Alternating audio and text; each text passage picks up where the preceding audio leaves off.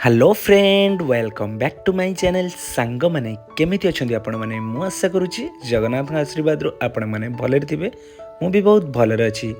हाँ सांग माने आज आमे घरे प्रस्तुत करिबा चूड़ा संतुला सांग माने बनेबा बिल्कुल इजी आ आपण ब्रेकफास्ट रे आपण बहुत इजी रे प्रस्तुत करि परिबे।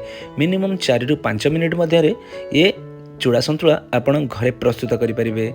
जदि आपण माने मो चैनल नुआ चैनल टी को लाइक शेयर सब्सक्राइब कर नेबे तले थिबा बेल आइकन टी को दबे नेबे।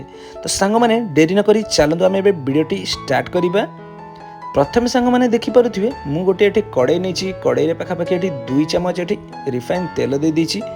तेलटी मोर एठी भल भाबरे गरम होला परे मु एठी गोटे चम्मच जीरा आ गोटे चम्मच एठी सोरिष दे दीची। आमे एठी जीरा सोरिष टी को भल भाबरे फुटिया पे छाडी दबा।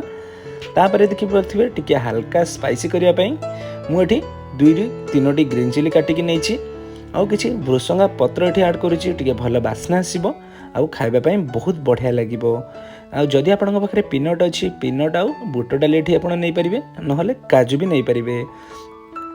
गोटे आलू को देखि पारुथिबे मु एठी छोट छोट करके काटिकी नेछि आउ किछि गाजर नेछि आपण आउ भी कोनोसी वेजिटेबल भी नै परिबे। एठी भेजिटेबल टी आम ये टिके भल भाव में मिसई नबा जमीती सब गुड़िक भल भाव में मिसी जीवो। तापर ये आम किछि मसला नबा मु प्रथम ये देखिपारे स्वाद अनुजाई लुण दे देछि आउ गोटे हाफ चम्मच पाखापाखि मुझे हलदी दे दूची। आपण ये भी मैगी मसला भी दे पारे। हलदी टी को आ लुण टी को देकी ये भल भाव में आम मिसई नबा आउ आलू आउ गाजर टी सिझापी मुझे ढक्कन टी लगे नहीं पाखापाखि 2 ରୁ 3 मिनिट भितर ये सब गुड़िक सीझीज। तो ये देखिपारे 2 ରୁ 3 मिनिट हो जाइए मुझे ढक्कन टी काढ़ी देखी आलू गुड़िक परफेक्ट भाव में मोर सीझी जाइए आउ गाजर गुड़िक भी भल भाव में सीझी जाइए। मुझे देखा आलू गुड़िक केते इजी सीझी जाइए।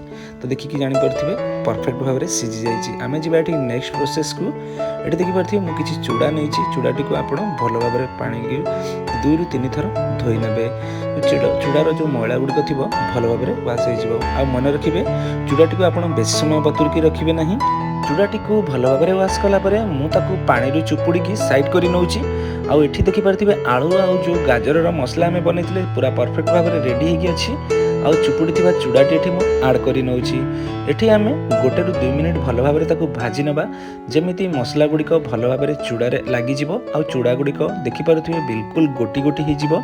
एठी आम चूड़ा टिके स्ट्रॉन्ग फ्लेवर थाए तो आम एठी किछि लेमन जूस ऐड करिबा। या द्वारा टेस्ट बहुत बढ़िया आसीबो आउ जो चूड़ार फ्लेवरटी बिल्कुल भी आसीबोनी। तो एठी सांग माने देखि पारुथिबे केते कम समय भितर आउ केते इजी रे हमर चूड़ा पोहा रेडी हो जाइछि बा चूड़ा संतुला रेडी हो जाइछि। सांग माने मु आशा करूछि ए वीडियोटी आपण मानकु बहुत भलो लागिबो। जदि भलो लागिछि घरे आपण निश्चित ट्राई करिवे आउ मते कमेंट करिवे आपणक चूड़ा पोहा बा चूड़ा संतुला किपरि प्रस्तुत होइछि।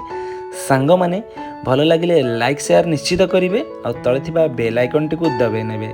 आज पय एतिकी सांग माने देखा हबो पुणी एक नुआ वीडियो रे। जय जगन्नाथ।